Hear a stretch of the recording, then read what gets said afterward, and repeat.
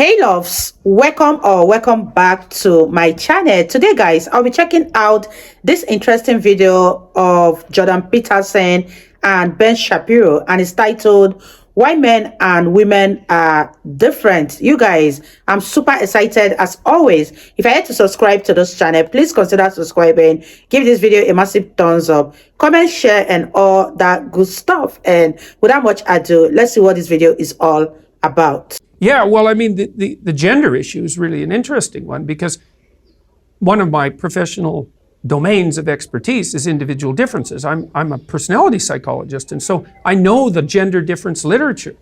And it's a very solid literature. Well, first of all, it's very solid. It has a 30-year history. Once psychologists got the personality models down, so that would be the Big Five model, all empirically derived, straight statistics, right? Brute force empiricism. Nobody had a theoretical axe to grind with the Big Five except to say, maybe there are human traits, maybe they're encapsulated in language. We can use statistical techniques to find out what they are. That was it. That's the whole ideology. So very, very neutral as far as ideologies go. 5 traits emerge. Okay. Are there differences between the sexes? Turns out there are. All right. They're not massive, although if you sum them across all the traits, you can separate men and women with about 75% accuracy. So it's not trivial, but you have to sum across all the traits. Then another question comes up. Well, are those differences sociocultural or biological? Okay, we can test that. We'll go around the world, we'll look at cultures, we'll rank order them in terms of the gender equality of their sociological policies. We can do that with broad agreement from the right and the left. Then the hypothesis would be, if gender differences decrease among more egalitarian societies, then the gender differences are sociocultural, or at least more sociocultural.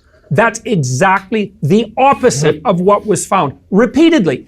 That's pseudoscience. It's like, no, that's mainstream psychology. Those papers have thousands of citations, and right, the average humanities paper has 0 citations, right? And then the next most common one has 1. 3,000, that's an unbelievable classic.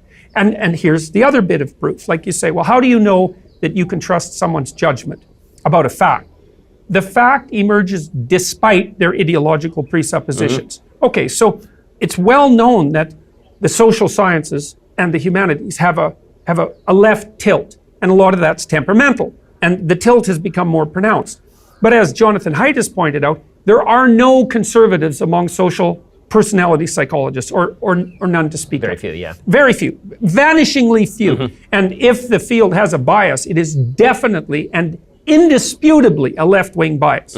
Okay, so you have to fight that if you're a scientist, right? Even if you're a left-wing scientist, you have to fight that because you want to get to the facts.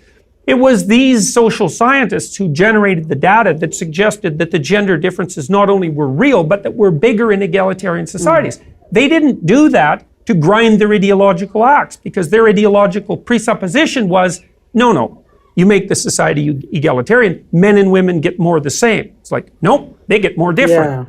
Yeah, isn't that something? And so then there's a corollary there, which is, all right, you could still say, and they're kind of pushing in this direction in Scandinavia, boys and girls are different.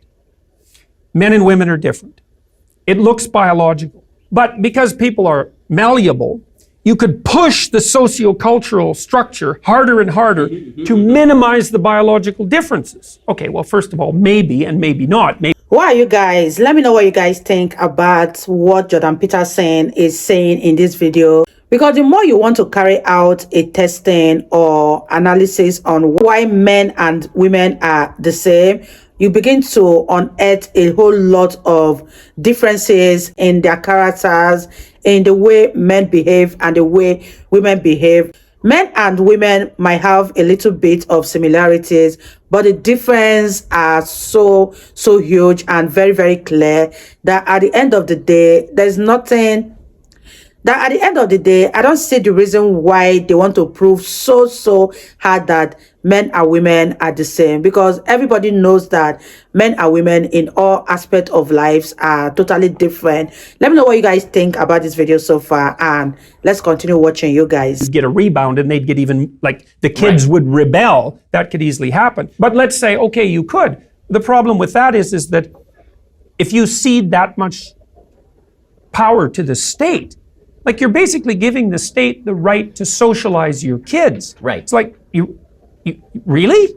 You really want to do that? I mean, the people in Israel couldn't do that with the kibbutzes, right? It didn't work. So people aren't going to give up their children to the state, and thank God for that. Well, I mean, this is one of the big questions that we were discussing earlier, is that we were talking about the polarization in politics between right and left. And obviously, you're a psychologist, you're a philosopher, but you've been dragged almost kicking and screaming into this political sphere because everything has been so politicized. And so when you cite social science statistics, and they're scientifically based, you're called a racist, you're called a sexist, you're called a homophobe, and called Milo Yiannopoulos. Exactly. So why is it that why do you think it is that so many folks on the left who purport to be all about reason and science and objective fact are so willing to throw those out the window the minute that it becomes politically inconvenient for them? Well, because you imagine that the cognitive system, so an interpretation of the world, has levels. They're axiomatic levels. Some fundamental presuppositions are more fundamental than others.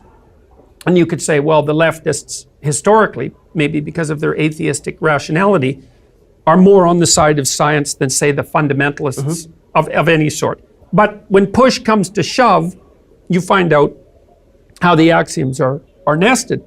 There's deeper axioms underneath that, which is that all hierarchies are based on power, and all power plays are based on group identity, tribal identity, essentially.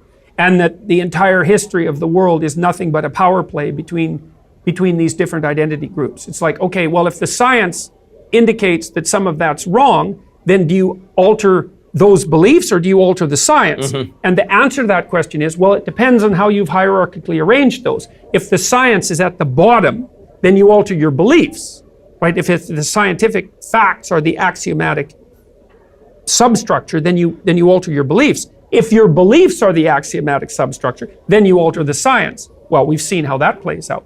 And one of the things I've tried to do, so to speak, is to diagnose the axiomatic structure. It's like, okay, what's the metaphysical presumption structure of the radical left? Well, what it is you're basically your group. Your groups are basically engaged in warfare, right? And the warfare is arbitrary, except insofar as it serves your group. Okay. I don't buy any of that. I think that's a route to certain disaster. I think it's a degeneration into tribalism, and that we will seriously pay for it. Not only because it returns us to tribalism and tribes fight, as the anthropological evidence for that is overwhelming, right? Tribes fight. It doesn't even matter if they're chimpanzee tribes. Even chimpanzee tribes fight. So not only do you regress to a tribalism, but you also invalidate the one proposition that's been able to help us arise above the tribal, which is the idea that the individual should be sovereign. And so I think the culture war is about what's the proper framework within which to view human identity, and what's the relationship between the individual and the group in relationship to that identity. And the leftist answer is, it's all group and it's all power. It's like, okay. Did you know that every like on this video creates one additional glorious leftist tier? Don't ask me why. That's called science. To take advantage of this amazing opportunity, just hit the like button. Wow, you guys, that was such a beautiful one from Jordan Peterson. He spoke a lot and he made a lot of sense in this particular video. Let me know what you guys think about this one. Leave your thoughts in the comment section down below. I really had fun reacting to Jordan Peterson. And if you guys totally enjoyed watching, give this video a massive thumbs up. Comment, share, and all that good stuff. And I'll see you all in my next video. Bye, guys.